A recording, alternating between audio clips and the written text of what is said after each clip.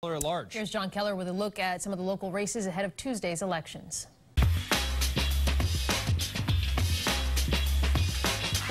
Well, good morning. This is it. Election day is Tuesday, and whether you've already voted with early voting or you're waiting until the day itself, we hope you'll tune in beginning at 8 o'clock on both WBZ TV and our sister station, TV 38, for complete coverage of election results. Watch your vote count right here on WBZ. Meanwhile, let's set the stage for what might happen on Tuesday and afterwards with two ace reporters from the State House News Service. On your left, Katie Lannan. On your right, Matt Murphy. Welcome to both of you. Thanks, John. Good to have you back here. So, obviously, I'm not predicting the outcome of anything, and everyone should cast their vote. I don't care what polls say. Don't ever let a pollster or a pundit keep you from expressing your preference. However, poor Jay Gonzalez, the Democratic gubernatorial nominee, trails by huge margins in every poll. What happened here? His own party didn't support him financially, institutionally, when it comes to endorsements from elected officials. There were a lot of Democrats who endorsed Baker, and at least one recent poll has him losing narrowly among Democratic voters. Let's start with you, Katie. What happened to poor Jay?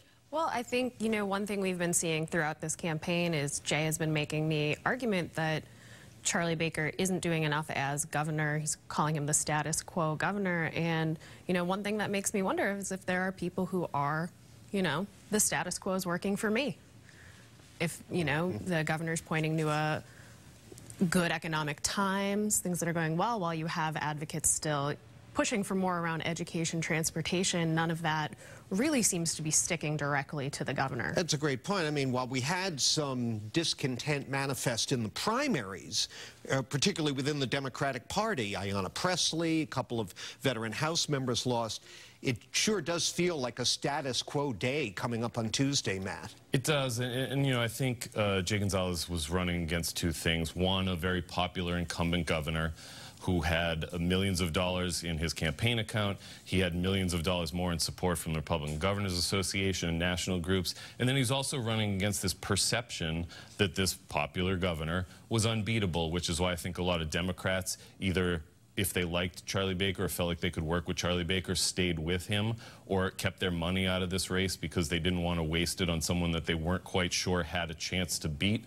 the incumbent governor. And so he really just struggled to gain traction throughout this whole campaign. It sort of became like a self-fulfilling prophecy, and certainly the disparity in the TV ads is striking. I've also noticed that, although it's been a little bit more of a dueling TV ad war on the Question 1 battle, and I have to say, I was telling you before we came on, not a day goes by that people don't come up to me and saying, what's with Question 1? I'm totally confused. The polling suggests no is leading as we head into the day. I mean, does that surprise you? The legislature voted no or did not pass similar legislation when it had the chance in recent years. It does surprise me. Going into this, when this started, I thought it was going to be one of those ballot questions that seemed like an easy sell. Do you want more nurses caring for you when you're in the hospital? Everybody likes nurses, right? Sure, but one of the recent polls I thought was interesting found that it asked people what helped them make up their mind, and over 45%, I think it was, said talking to a nurse that they know. Yeah. And there's where the confusion is. You have the nurses union, the biggest nurses union, the MNA, behind this ballot question, but you have other nurses appearing in TV commercials saying that they don't support it. It's created this confusion. I think people don't know what to do, and you have nurses, depending on who you talk to on both sides, giving people different advice. We have to take a break, but Katie, sometimes organized labor backs a ballot question or opposes one, like the charter school vote a couple of years ago, and they win, but not every time.